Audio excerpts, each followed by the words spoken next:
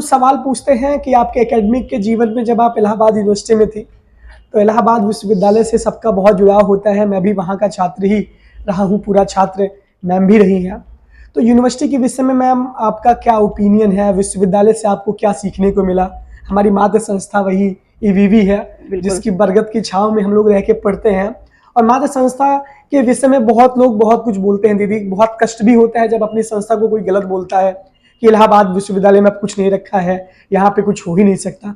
तो आप तो उस दौर पे हैं जब वहाँ पे टीचर्स की वैकेंसी बहुत नहीं भरी थी। आजकल तो बहुत सारे टीचर आ चुके हैं विश्वविद्यालय में।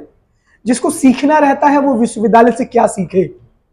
देखिए, विश्वविद्यालय से अगर मैं पहला बिंदु जो नोट कर पाती हूँ, मैंने जो सबसे पहला डिफरेंस नोट किया, जब हम 12th तक की पढ़ाई करते हैं तो हम लोग बुक्स की रीडिंग लगाते हैं, क्वेश्चन सॉल्व करते हैं, जो कि लगभग उन्हीं बुक्स में से हमें देखने को मिलते हैं।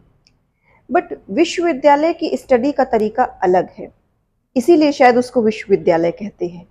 वो आपको अपनी खुद की थिंकिंग डेवलप करने का तरीका सिखाता है फ्रॉम वेरी फर्स्ट डे से ही।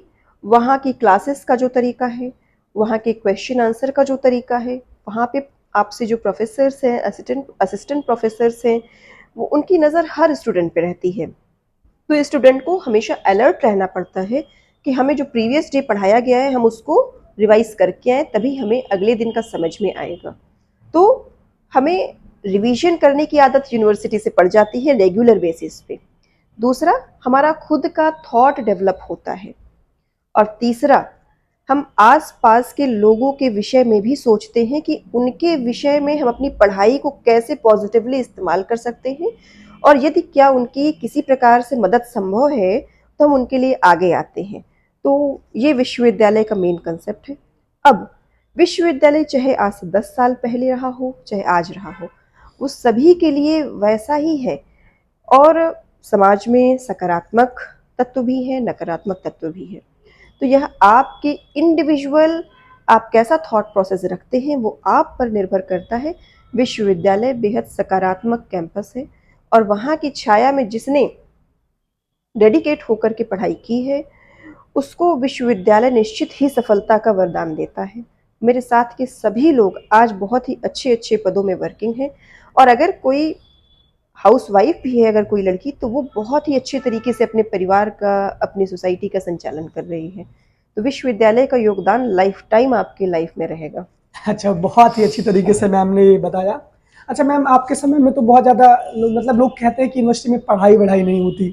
तो मतलब कभी आपको भी ऐसा फेस करने को मिला? तो आप तो बीएससी कैंपस की छात्रा हैं।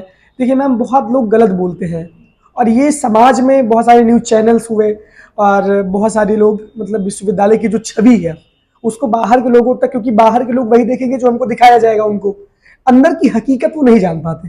तो आप तो उसी कैंपस की छात्रा रही हैं, बहुत लंबा समय आपका वहाँ बीता है, वुमेन्स हॉस्टल में भी आप रही हैं और प्रयागराज से ही रह के आपने पूरी तैयारी की है। बहुत लोग ये कहते हैं कि आईएएस बनना है तो आपको दिल्ली जाना पड़ेगा, प्रयागराज में कुछ रखा ही नहीं है। तो मेन इलाहाबाद यूनिवर्सिटी से सिविल के विषय में क्या आपको इंस्पिरेशन मिलता है, वहाँ से क्या सीख मिलती है? और विश्वविद्यालय के विषय में भी जब आपने आपके मन में क्या उसकी इमेज है? बच्चों को थोड़ा सा सजेस्ट करिए, क्योंकि बच्चे बहुत भटक रहे हैं इस सूचना क्रांति के युग में। बहुत सूचनाएं उनको भ्रमित करती हैं दीदी। देखिए, इसका बहुत सीधा सा एक आंसर है, और सकारात्मक दृष्टिकोण। सिर्फ ये 2 शब्द हैं। आप जहाँ पे पढ़ रहे हो, जहाँ पे अध्ययन कर रहे हो, वहाँ पे सकारात्मक दृष्टिकोण एवं अंतरात्मा के साथ उपस्थित रहें। आपकी सारी चीज़ें सकारात्मक चलेंगी। दूसरा, इलाहाबाद हो या दिल्ली, हर जगह आज के युग में तैयारी संभव है, और सबका अपना अपना महत्व है। इलाहाबाद में रह कर के भी हर तरह की तैयारी संभव है। आप जिस भी करियर को चुन रहे हैं, तो आप अपना दृष्टिकोण सकारात्मक रखिए। पूरा विश्व आपके लिए सकारात्मक दृष्टिकोण रखेगा और आपकी प्रगति में आपको सहयोग करेगा। जब एक मैम आखिरी सवाल आपसे, कुछ यूनिवर्सिटी की ऐसी यादें कि जो आप कभी जीवन में अपने भूल ना पाए? अम, सवाल सोचने वाला है, थोड़ा समय भी लग सकता है। या वुमेन्स हॉस्टल की ऐसी यादें, कोई ऐसा साथ या टर्निंग पॉइंट आपकी लाइफ का? विश्वविद्यालय ऐसी जगह है जहाँ पे हर दिन बहुत विशेष रहा है हम लोगों का। लेकिन अगर मैं पहले दिन की बात करूँ, तो कभी मैंने इतना बड़ा कैंपस देखा नहीं था।